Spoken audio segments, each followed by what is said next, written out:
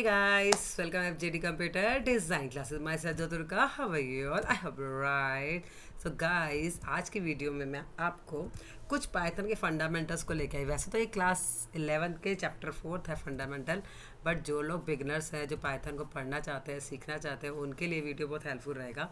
आप पाइथन के जब तक आपके पाइथन के फंडामेंटल क्लियर नहीं होगी तब तक पाइथन में कहीं ना कहीं आपको डाउट रहेगा। ठीक है, तो क्या करना है, वीडियो को स्टार्ट करने से पहले वीडियो को लाइक करना है, शेयर करना है, ज़्यादा से ज़्यादा लोगों के साथ शेयर करो ताकि और भी बच्चे इंटरेस्ट लें, सीखें, लोगों को हेल्प मिले। और चैनल को सब्सक्राइब करना तो बिल्कुल नहीं भूलना। तो अब चलते हैं, हेयर वी गो। फर्स्टली तो हम लोग क्या समझते हैं, पाइथन के कैरेक्टर सेट के बारे में बात करते हैं। पाइथन के कैरेक्टर सेट्स क्या होते हैं पहले ये देखते हैं।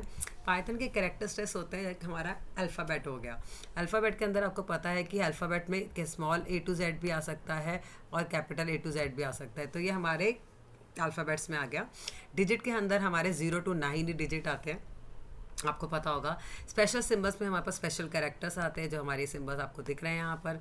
और वाइट स्पेसेस के अंदर जो भी आप टैब यूज़ करते हो या कोई न्यू लाइन्स या ब्लैक स्पेस यूज़ करते हो तो ये हमारे किस में आते हैं, वाइट स्पेसेस में। अदर में आप लोग स्काई कोड या यूनिकोड लिख सकते हैं। आपको पता होगा हमारे स्काई कोड क्या होते हैं, ये वैल्यूज़ होती हैं हम लोगों की, लाइक जो अल्फ़ाबेट होते हैं, स्मॉल अल्फ़ाबेट होते हैं A to Z। तो स्मॉल का A का स्काई कोड 97 है और अगर कैपिटल ले ले तो उसका 65 है। आपको स्काई कोड गूगल से मिल जाएंगे। ज़्यादा पता होना ज़रूरी है कि होते क्या, अथवा इसका यूज़ इतना ज़्यादा अब कहीं कहीं होता है, पर नॉलेज के लिए होना बहुत ज़रूरी है। तो इसके बाद चलते हैं हम पाइथन के कुछ बेसिक चीज़ों को सोचने के लिए। तो पाइथन को ऑन करते हैं तो आप देखते हैं, आपको पाइथन के बारे में ये तो पता है कि पाइथन के आइडेंटिफायर्स क्या होते हैं, वेरिएबल्स क्या होते हैं। पाइथन में टोकन्स जो होते हैं उसके अंदर कीवर्ड्स यूज़ किए जाते हैं। आपको सबको पता है कि कुछ हमारे पास न्यूमेरिक, फ्लोटिंग, बुलियन होते हैं, ये सब तरह हमारे पास कॉन्स्टेंट हैं। कीवर्ड्स हमारे टोकन्स के अंदर आते हैं। ऑपरेटर्स आपको पता है, डेलिमीटर्स आपको पता है। जिनको नहीं पता हो मेरी पाइथन की वीडियोस देख सकते हैं, मैंने बहुत सारी पाइथन की वीडियो बिगनर्स के लिए स्टार्टिंग से ही डाली हुई है, तो आप वहाँ से देख के सीख सकते हैं। तो आज मैं आपको कुछ ऑब्जेक्ट के बारे में बता रही। पाइथन के कुछ ऑब्जेक्ट्स होते हैं तो उन ऑब्जेक्ट की खुद की आइडेंटिटी होती है। लाइक एग्जाम्पल मैं अगर आपको बताऊँ, यहाँ पर x इक्वल्स टू मैं यहाँ पर लेती हूँ 40। तो देखिए, अगर आपने इसकी आइडेंटिटी चेक करनी है तो आपको क्या करना है, ID लिखना है और इसकी आइडेंटिटी चेक करनी है। तो आपने क्या, जैसे मैंने कैपिटल एक्स लिया तो ऑब्वियसली मुझे यही लेना है। तो इसकी आइडेंटिटी आप देख रहे हो 140760706। कितने करेक्टर है, 1 2 3 4 5 6 7 8 9 10 11 12 13 14 15। तो ये 40 की आइडेंटिटी है। जो 40 नंबर मैंने डाला उस, ये तो आपको पता है एक्स एक वेरिएबल है जो वैल्यू को स्टोर करता है। 40 वेरिएबल जो के अंदर वैल्यू स्टोर हो रही है, बट 40 की जो ID है वो कितनी है, ये वाली। अब इसके अंदर एक और आपको दिखाती हूँ, लाइक y ले लिया, y इक्वल्स टू मैंने डाला यहाँ पर 60 माइनस 20। अगेन y की वैल्यू 40 होगी यहाँ पर। अगर आप ID y की भी देखेंगे तो आप देखेंगे क्या आंसर आएगा, सेम। आपने देखा बिल्कुल सेम आइडेंटिटी है, क्योंकि 40 की वैल्यू जो सेम ही आइडेंटिटी वो स्टोर करता है। अब मैं यहाँ पर लेती हूँ, मान लो z की वैल्यू 30। तो आप यहाँ पर, सॉरी, z की वैल्यू यहाँ पर लेती हूँ 30। तो आप देखिएगा यहाँ पर अगर आप ID देखोगे z की तो ऑब्वियसली चेंज हो जाएगी, क्योंकि 30 की आइडेंटिटी होगी वो अलग होगी। तो ये आइडेंटिटी होती है जो कि हमेशा कोई भी नंबर अपने अंदर आप अपने जो भी होल्ड करता है। तो इसके बाद आपने वेरिएबल और डेटा टाइप के बारे में पता है। वेरिएबल जो होता है वैल्यू को स्टोर करता है। डेटा टाइप आपको पता है अलग अलग तरह के, हमारे पास बहुत सारे डेटा टाइप्स होते हैं। लाइक एग्जांपल आपके पास कौन से डेटा टाइप हो गया, नंबर, फ्लोट, ये आपके पास पता है कि सब आपने, मैंने अपनी वीडियो पूरा डेटा टाइप के ऊपर बनाया हुआ है। इसके अंदर एक और चीज़ मैं आपको दिखाती हूँ, लाइक एक्स की वैल्यू अगर 3 है तो देखिए, और वाई की वैल्यू इक्वल्स टू 4 है तो देखिए z की value equals to x plus Y है। ठीक है, उसके बाद z की वैल्यू, अभी आपके हिसाब से z की वैल्यू 4 और 3 क्या होगी, 7 होगी। अगर मैं इसके अंदर क्या कर दूँ, z की वैल्यू z प्लस 1 कर दूँ, ध्यान से देखिएगा, यहाँ पर इसका आंसर था z की वैल्यू x प्लस वाई और इसकी वैल्यू z प्लस 1 कर दी मैंने। यहाँ पर अगर मैं यहाँ पर प्रिंट करती हूँ z की वैल्यू तो देखिए आंसर क्या आएगा, आगे 8, क्योंकि 4 प्लस 3 ये था हमारा पहले z की वैल्यू कितनी है 7, 7 जो है z के अंदर स्टोर हो गया, फिर दोबारा हमने z लिखा जहाँ पर z की वैल्यू 7 थी प्रीवियस वाली, उसके अंदर +1 हो गया, तो ये हमारी क्या होगी वैल्यू 8। अब इसके अंदर एक और देखो x की वैल्यू इक्वल्स टू y, इसका मतलब क्या है कि जो ये लेफ़्ट होता है ये राइट होता है, ये ध्यान रखिए, बहुत ही इंपॉर्टेंट कॉन्सेप्ट है हमारा। और जब भी हम लोग वैल्यू को डालते हैं तो ये लेफ़्ट और राइट से रीड करता है, कैसे करता है इसके अंदर ये ध्यान रखना है आपको।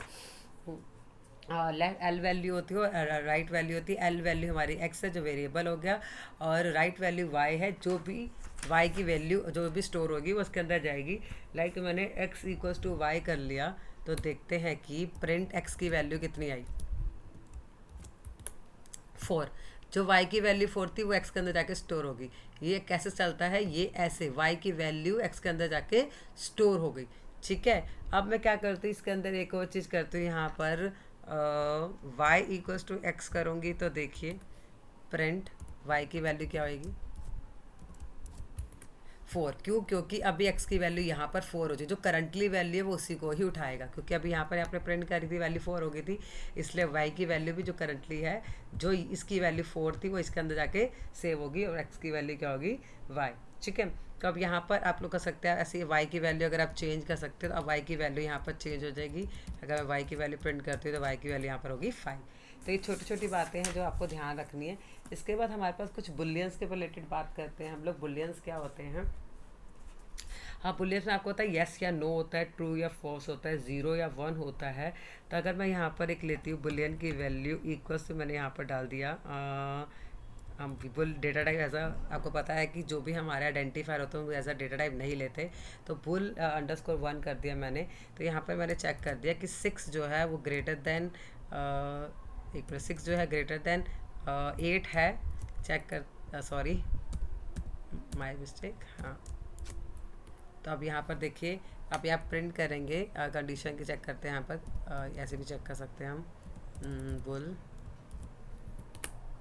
फॉल्स है क्योंकि 6 जो है वो ग्रेटर दैन 8 नहीं है। अब इसको दोबारा चेक करते हैं, ऑपोजिट कर देते हैं, क्या 8 जो है वो ग्रेटर दैन 6 है? ऑब्वियसली वैल्यू जो है वो ट्रू है। तो मैंने जैसे आपको बताया कि बुलियंस जो है वो ट्रू या फॉल्स में आंसर देते हैं, और क्या कहते हैं ऑन या ऑफ में, या 0 या 1 में। समझ में आ गया? ये बुलियन का ऑब्जेक्ट बहुत बार आता है, तो छोटे छोटे कॉन्सेप्ट है जो आपको समझ में आना चाहिए। फ्लोट आपको पता है कि क्या होता है, स्ट्रिंग आपको ऑलरेडी है पूरा डिटेल में बता दिया है। यहाँ पर टपल्स आपको पता है क्या होता है। हमारे पास कुछ जो होता है सिंगल क्लियोड, कुछ एस्केप सीक्वेंस होते हैं जहाँ पर बैक स्लैश होता है, हम लोग बैक स्लैश यूज़ करते हैं, या आप लोग क्या यूज़ कर सकते हैं सिंगल क्योड, जो आपको पता है सिंगल क्योड यूज़ होता है हमारा, ठीक है। या आपका यूज़ होता है हमारे पास डबल क्योड। ये सारे इनको क्या बोला जाता है? इनको बोला जाता है हमारा एस्केप सीक्वेंस। क्या बोला जाता है? Escape sequence. अब यहाँ पर आप लोग यूज़ कर सकते हो स्काई से रिलेटेड अगर है, स्काई से बेल है तो क्या कहते हैं ए यूज़ होता है, स्काई से रिलेटेड बैक स्पेस है तो बी यूज़ होता है, फॉर्म फिट है तो एफ़ यूज़ होता है। तो ये बहुत ज़्यादा डीप में हम नहीं जाते, बस ये आपको पता होना चाहिए हमारे जो होते हैं इनको क्या बोला जाता है। इसको बोला जाता है एस्केप सीक्वेंस। तो इसमें और बहुत सारे हैं, आप थोड़ा डिटेल में जाके पढ़ना चाहते हैं तो पढ़ सकते हैं। एस्केप सीक्वेंस है ये हमारे। अब आगे चलते हैं, नेक्स्ट हम लोग पढ़ते हैं इसके बाद हम लोग अगर नन लेते हैं, अगर वैल्यू नन डालते हैं, लाइक एग्जांपल इसके अंदर मैंने आपको बोला x की वैल्यू इक्वल्स टू 20 है, y की वैल्यू इक्वल्स टू मैंने यहाँ पर डाल दी नन, ठीक है। तो आप नन भी ले सकते हैं। अब देखिए यहाँ पर मैंने वेट आई चेक अगेन, इसके लिए 20 हो गई,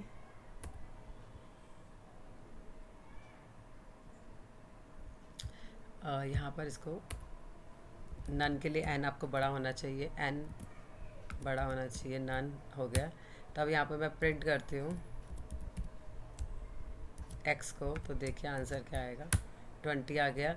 अगर मैं ये प्रिंट करती हूँ यहाँ पर y को, देखिए क्या आपको क्या लगता है क्या आंसर आएगा? नन है तो कोई आंसर आना चाहिए, तो नन का नन ही लिखा हुआ आपके सामने आंसर आ गया, ठीक है। तो आगे चलते हैं हम लोग